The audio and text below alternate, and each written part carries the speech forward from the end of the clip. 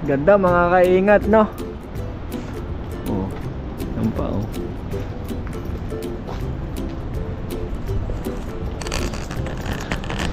So pauwi na tayo ulit mga kaingat. Hello po sa inyo, isang mapagpalang araw po sa inyong lahat. Sa OFW naming minamahal, kamusta po kayo? Thank you po sa lahat na patuloy pong sumusuporta at nagtitiwala sa akin. At sa mga Luzon, Visayas at Mindanao, kamusta rin po kayo? Pauwi na naman po tayo.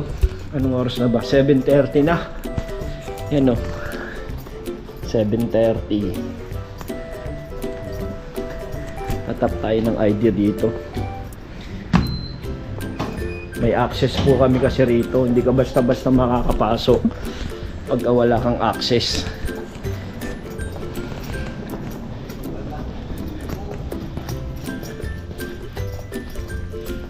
Siguro babiyahe pa ako ng 40 minutes para makauwi.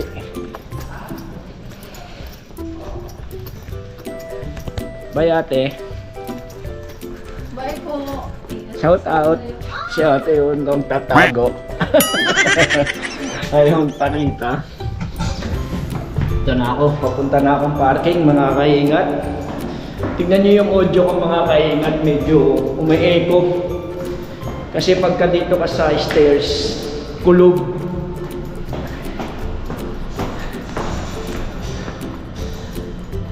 Yan, parking na tayo mga kaingat. Yan o. Dito tayo dumaan para maliwanag. Minsan mga kaingat dito nagte-taping lang yung ABS pagka mga related sa parking. Diyan o. O, di ba mga kaingat? Minsan nagte-taping dito pag related siya sa parking. Kanina pumasok ako, medyo umaambon. Sana ngayon wag umambon. Kasi gabi, hirap din magkapote kasi pagka umuulan. Pero mas gusto ko na kasi mahirap pagka nakasasakyan ka, matraffic. Pero ngayon, ewan ko lang kung traffic, tignan na lang natin sa biyahe ko. Malamang madilim na naman. Mahirap bumiyahe ng madilim.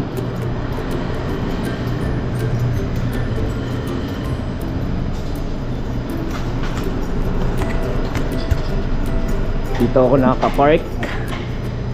Yan o. So prepare muna ako mga kaingat sa biyahe ko. Mag-helmet pa kasi ako. Yan o.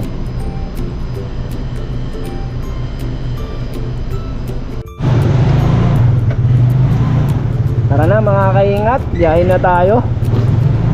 Nag-pray na rin tayo para iwas disgrasya tsaka aksidente sa iba. Kailangan natin yun pagka papasok at saka pauwi at saka pag nakarating na sa trabaho.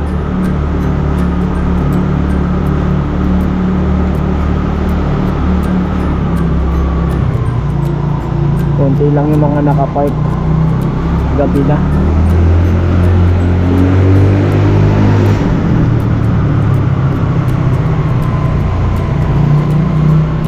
Sana hindi matraffic mga kaingat, no?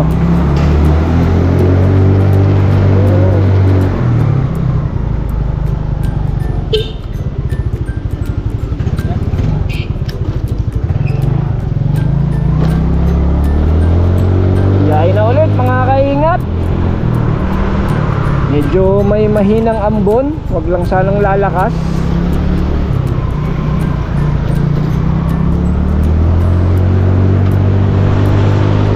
Shoutout po pala sa mga magulang or father na nagtatrabaho gamit yung mga motor, mga Lalamove, mga GrabFood, ano pa ba, mga Tok-Tok, mga Foodpanda, mga GrabFood, ano pa ba hindi ko nasabi, yung mga Joyride, Angkas.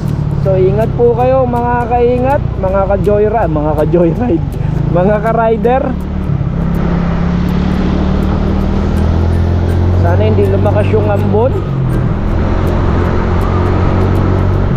Pero nararamdaman ko na tumatama na sa helmet ko.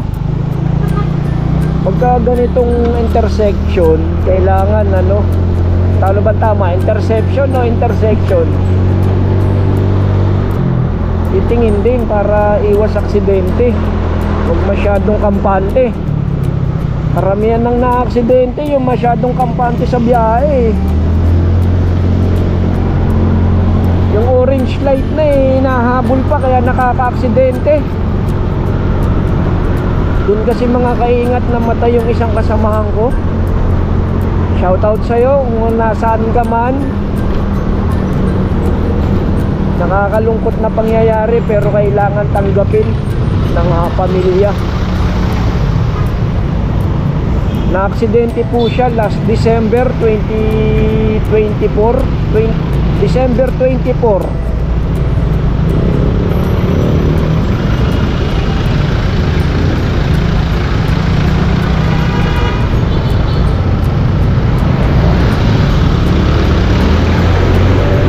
Nasiraan siya.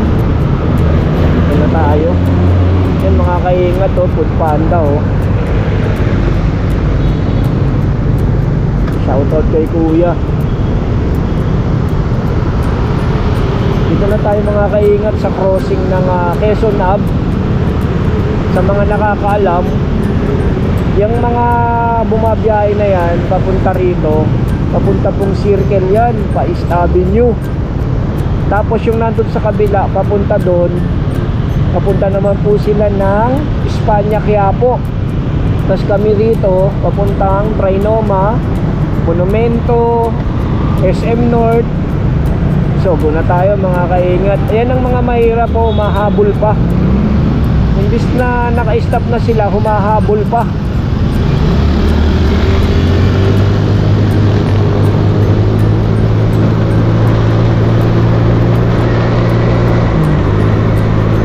Ito yung araw-araw na daan ko mga kaingat eh. Araw-araw.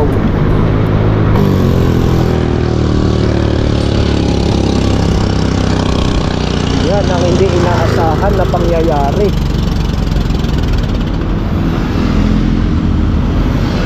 So meron tayong hindi inaasahan na pangyayari. Nasiraan ako. Kaya tatabi muna tayo mga kaingat.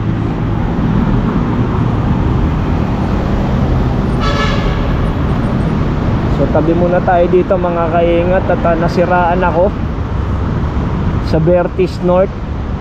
So titignan ko kung ano yung nasira sa akin. Medyo madilim kasi dito mga kaingat. Tatabi ko lang. So ano ko na lang kayo mga kaingat, balitaan ko kayo kung ano yung nasira sa akin. So okay na mga kaingat, dito ako pinapark ni Kuya Guard sa Vertis North. Maraming salamat sa inyo sa Vertis North ng Ayala Estate. Nakiusap ako kasi may ilaw dito, ginawa ko mga kaingat to. Na ano, kumalas yung spark plug. Bukas ko na lang gagawin sa bahay pagdating. Hindi ko na lang muna pupuwersahin. Nilagyan ko na lang muna siya ng alambre.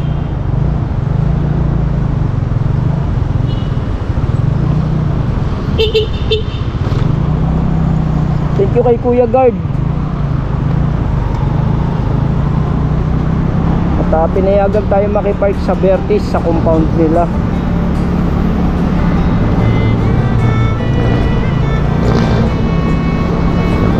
Pwede bilisan mga kaingat, okay na to kaysa hindi ako makauwi.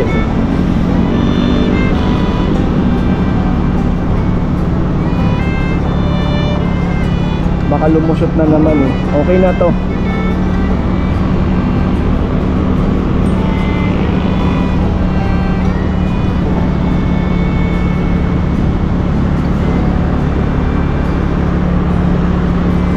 Makakauwi naman, ganda mga kaingat to. Wow, ang laking monitor nito oh. LED. So binabaybay ko lang ngayon mga kaingat yung ano, North EDSA going to Trinoma. Buti nga kamo mga kaingat, hindi siya traffic. Kung traffic, syempre Hinto ako ng hinto. Hindi katulad nito, ganyan lang andar ko. Oh, yan na yung landmark ng Trinoma. Papunta dun yung ano, SM North, pero kakanan tayo dito.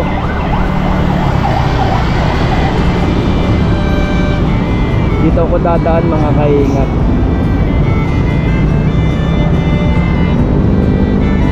Yan. Ganun pala yun, no? Sa mga riders na nakakaalam, ba't ganun? Kumalas yung spark plug ko. Akala ko nagkaroon ng problema yung barbula ko eh. Ay, barbula tama ba? Yung sa piston. Akala ko lumusot eh. Kasi pagka kinikik ko mga kaingat, wala nang pressure, wala na siyang lakas. Yung matigas, ayun pala, lusot yung spark plug. Kalas, kaya lumulusot yung ano, yung pressure.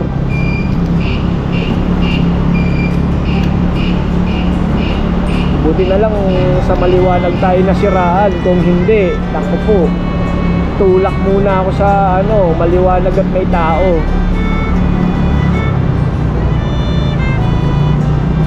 Kaya kailangan pagka bumabiyahe rin, kompleto yung gamit.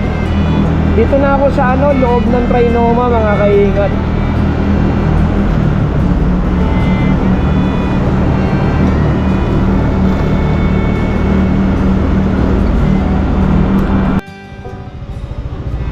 Ito na mga kaingat, pababa na tayo sa parking ng Trinoma, going to Mindanao Avenue.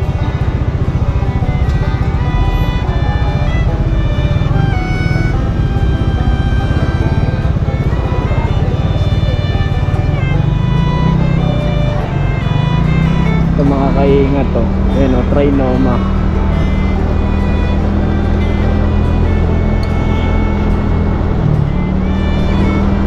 Hina ng headlight ko, ikakabit ko yung LED ko para may alternate na headlight.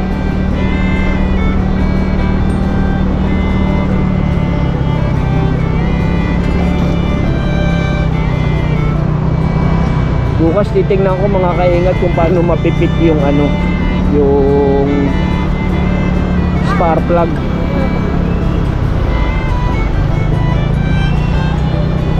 Hindi ko na pinupuwersa, baka lumusot na naman yung ano, pressure. Feeling ko pag pinipiga ako, lulusot na naman eh. So dito na ako mga kaingat, crossing ng ano, ng Trinoma Mindanao Ave. Dito tayo sa kaliwa. Mindanao Ave na to. Ilang kaya mag-activate to mga kaingat to? Ano siya? Ayan o, tignan nyo. Project siya ng government. Anong ano to? Metro.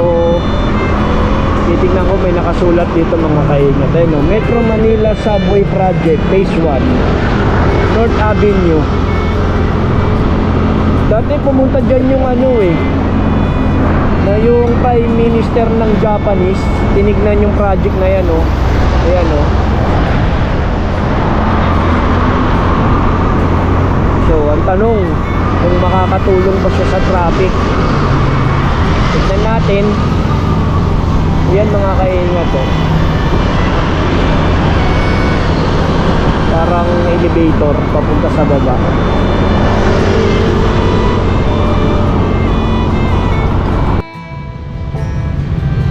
So nandito na ako mga kaingat, crossing ng Congressional. Stoplight lang. Dali na mga kaingat, dali na. Siyempre, dahan pa rin ako.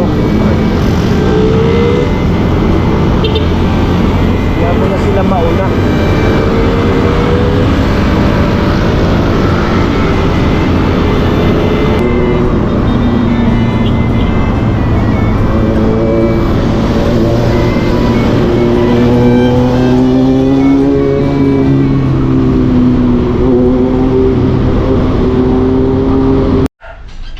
So mga kaingat, nakauwi na rin po ako. At buti na lang, nagdahan-dahan na lang din ako para makauwi. Yan mga kaingat yung naging problema, oh. Yan, oh. Na lost thread po yung spark plug sa loob, yung ikinakabit. Inalambrihan ko na lang muna. Siguro bukas ng maga, paggagawa ko na lang po para meron ako ulit magamit. Kasi hindi pwedeng matagal lang masira mang motor ko kasi wala akong gagamitin. So yun, bukas ng maga mga kaingat, paggagawa ko na lang. Yan. Gastos. Siguro estimate ko dyan mga kaingat, nasa 3.5 to 4 kasi yung cylinder head na yung may problema eh. Or lalagyan siya ng panibagong thread mga kaingat. So bukas na lang mga kaingat, tuloy ko yung videos ko para makapagpahinga na. Thank you po. Good morning mga kaingat. Isang mapagpalang araw po sa atin lahat. Good morning, good morning. Isang umagang kay ganda, tanghali, hapon at gabi po sa inyo pong lahat, mga OFW, mga subscribers ko dito sa Luzon, Visayas at Mindanao. Good morning po, maayong buntag sa inyong tanan. So for today's vlog mga kaingat ay paggagawa ko na po muna yung motor ko. At importante po sa akin yan sa pang-araw-araw na gawain at sa trabaho. So sana maagang matapos dahil marami pa tayong naka-line up na gawain. At iaalis pa kami ni Mary. So samahan nyo ako mga kaingat at babiyahin na po ako. Malapit lang naman po rito sa amin. So sana maaga matapos at sana maka-discount mga kaingat kasi medyo kulang na rin yung budget. So tara.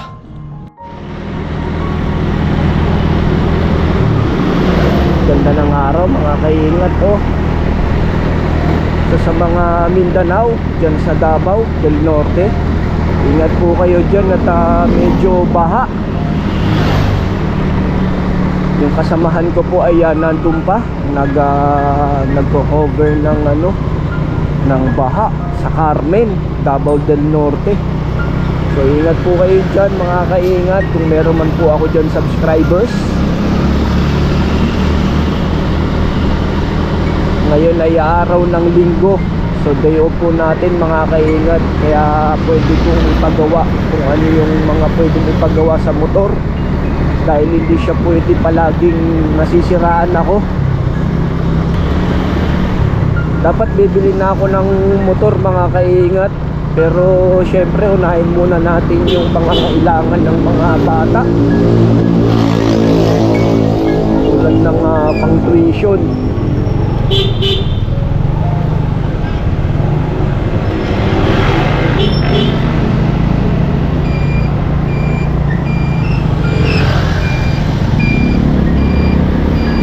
Mahirap din kasi pagka medyo nagipit ka dahil importante yung tuition ng bata. Yung motor nandyan lang naman po yun, kaya tiis-tiis na lang po muna dahil walang budget sa pambili ng motor.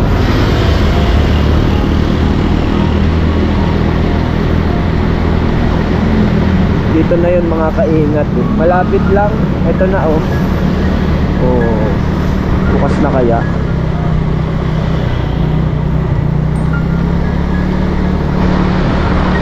Sarado pa. Oh, dito oh.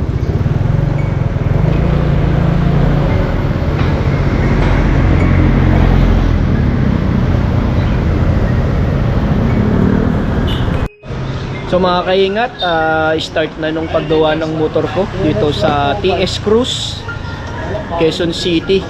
Kasi merong may machine shop dito, kailangan naming i-retrieve para ibalik sa original. Ano ginagawa ni Kuya mga kaingat? Anong name mo Kuya? Billy. Billy? Yan, si Billy yung gumagawa. Tsaka si Kuya, anong pangalan mo yun? Ha? Alvin. Alvin. Ramil, tsaka si Kuya Alvin. So tinatanggal lang yung mga flarings tsaka yung upuan para baklasin to. Yan o. So anong oras pa lang is 7:25. Gagawin to, mga ilang oras kuya gagawin yan? Depende kasi sa machine shop. So update ko kayo mamaya mga kaingat pagka magpapamachine shop na kami nung cylinder head.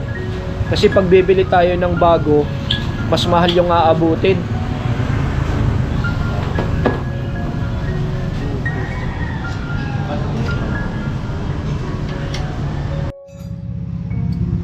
So yun yung carburetor ko mga kaingat to. General cleaning. Kanina ang putik-putik niyan, tinapon na ni kuya yung unang gasolina na pinanggamit. Ayan o.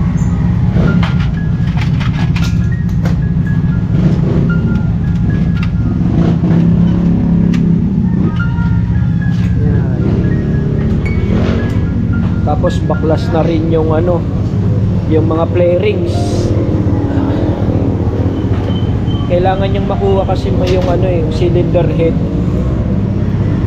Sa loob madilim Mamaya mga kaingat, pakita ko sa inyo yung cylinder head, yung na lost thread na lagay ng spark plug.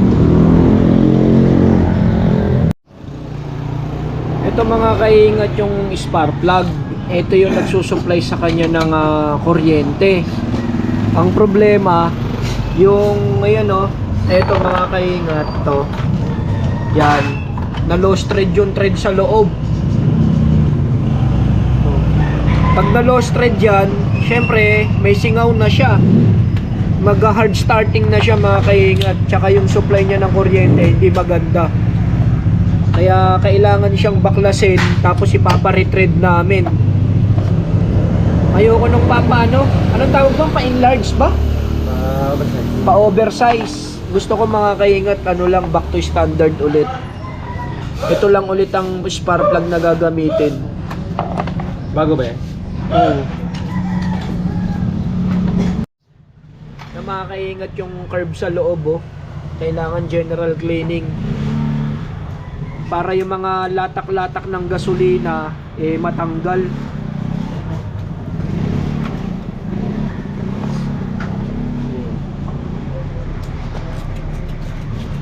Para ma-refresh yung niya, yung mga needle sa loob, yung dinadaanan ng gasolina.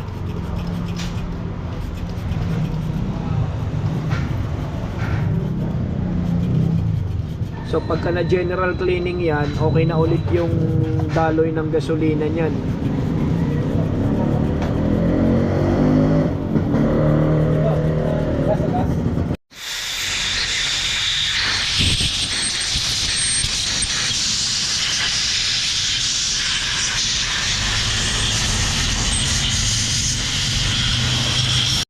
Convert natin ilaw. Yan mga kaingat nabaklas niya na.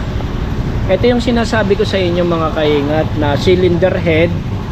Ito yung na lost thread. Yan, lagay ng spark plug. So ang gagawin dyan, i-retread ulit na back to original. Yan kasi nahuhugot yung spark plug.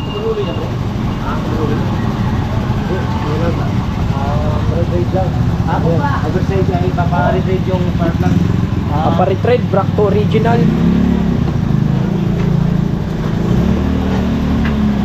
So ayan mga kaingat, pupunta muna kami sa machine shop para ipagawa to.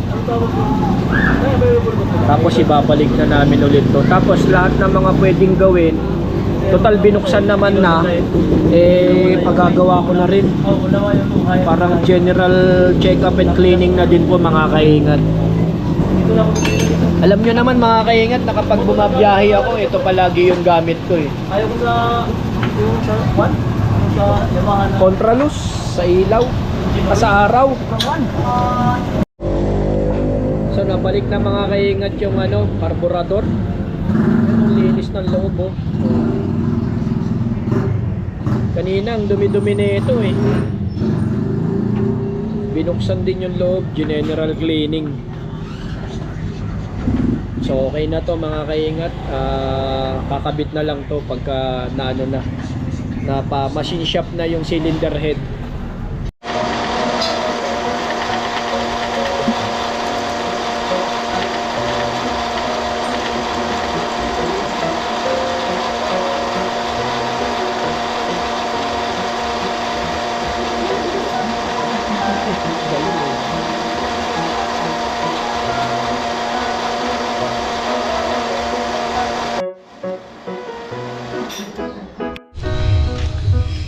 So mga kaingat, tapos nang i-retread yung cylinder head ko. Hindi na ako nag-vlog doon kasi maingay. Yung mga grinder, yung machine, maingay. So tapos na mga kaingat. At babalik na ako doon sa shop kung saan tinanggal yung motor ko, ang cylinder head, tinanggal yung cylinder head. So babalik na ako doon para magawa na. Ang ginawa rito mga kaingat, diniril siya ng mas malaki, tapos nag-thread para ipasok yung bakal. Kasi kung gagawing aluminum ulit yung thread niya, wala din, pwedeng maupod ulit. So ang ginawa, nilakihan yung butas, nag-thread, then ginawan ng parang bolt yung bakal. Tapos yung bakal, ginawan ulit ng thread or standard. Kaya mas matibay ito ngayon. Kasi kung bibili ako, 2.5 to mga kaingat. 2.5 to 3,000. So ayan yung ginawa mga kaingat to. Oh. Ayan oh. Diba? Tapos ayan oh. Oh. Panibagong thread, bakal na yung nakasalpak sa kanya. So tara mga kaingat, balik na tayo doon para magawa na. At 10:30 na ng maga para makauwi na, medyo marami pang ibabalik kasi. So tara mga kaingat, balik na tayo doon. Yun, dito na ako ulit. Bino? Oh. Okay na? Pwede na ipambato ulit. Ayan eh.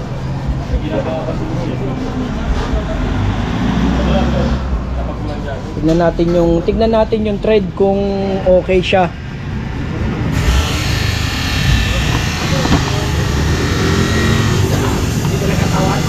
Ha? Hindi ka nakatawan? Konti lang. Lukat yan. Maintenance kasi na doon. Yun oh. Okay na. Yan, mga kaingat to, nalalak na siya oh.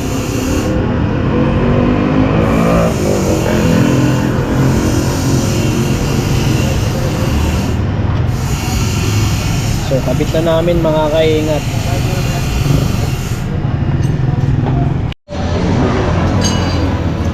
Ay yung binabalik mo, karburador.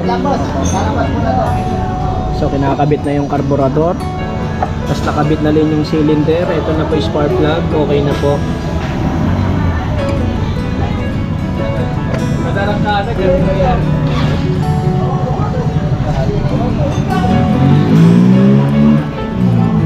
Yan, ang linis ng kamay.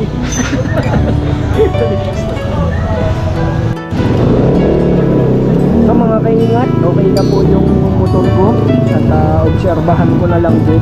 Okay na din yung spark plug. Tapos yung push start, gumagana na rin po.